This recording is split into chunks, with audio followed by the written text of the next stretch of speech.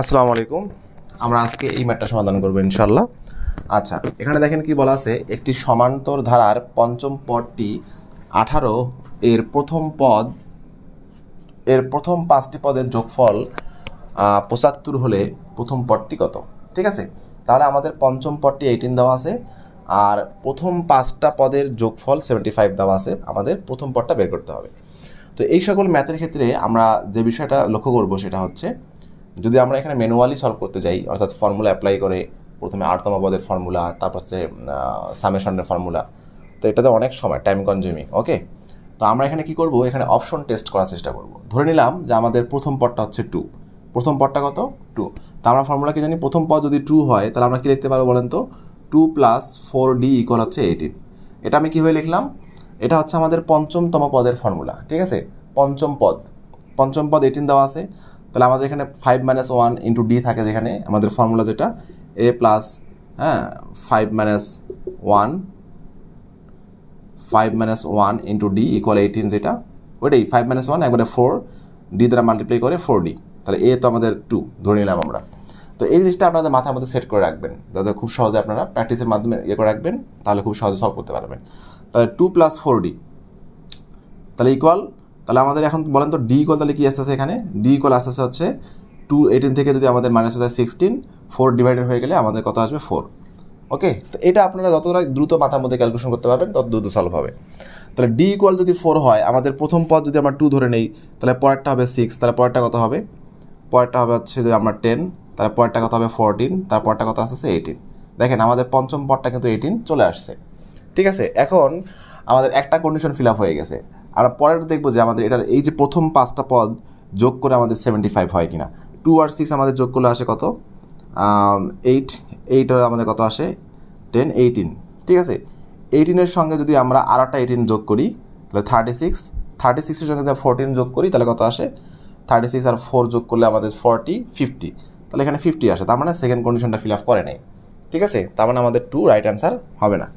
এবার যদি আমরা 10টাকে ধরে নেই, 10টাকে যদি প্রথম পদ ধরে নেই 10টা, তাহলে আমাদের ডি ইকুয়াল কত আসে বলেন তো? 18 - 10 / 4। আমি একবারে ক্যালকুলেশন করে ফেলছি, আপনারাও এটা এভাবে করে ফেলবেন। তাহলে কত আসতেছে এখানে? 18 10 গেলে কত আসে? 8 4, তাহলে 2 আসে।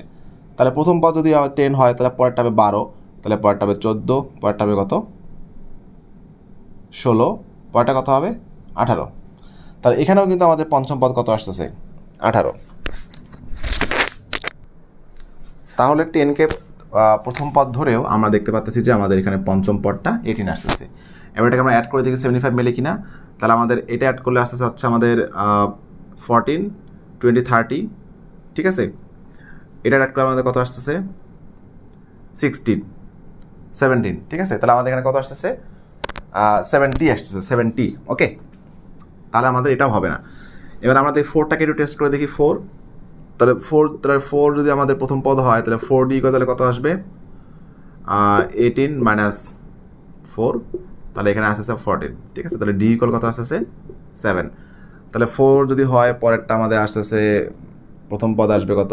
4, আমাদের দ্বিতীয় পদ আসবে হচ্ছে, এটা অ্যাড করি আমরা 11, 11-এর সাথে যদি আমরা 7 অ্যাড করি তাহলে 18। তার মানে আমাদের এখানে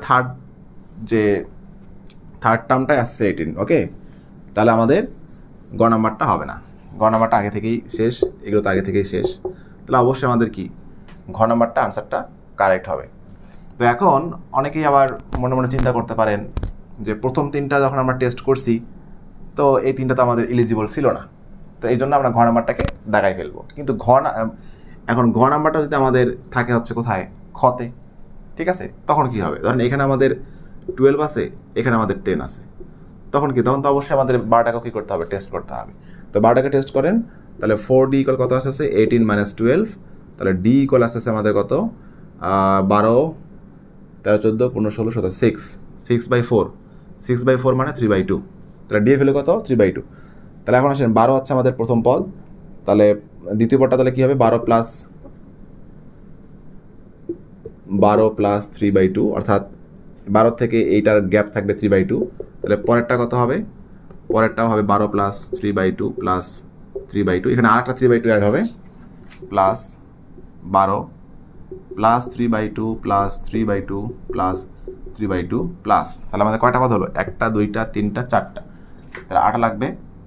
12 প্লাস 3/2 প্লাস 3/2 প্লাস 3/2 প্লাস 3/2, ঠিক আছে?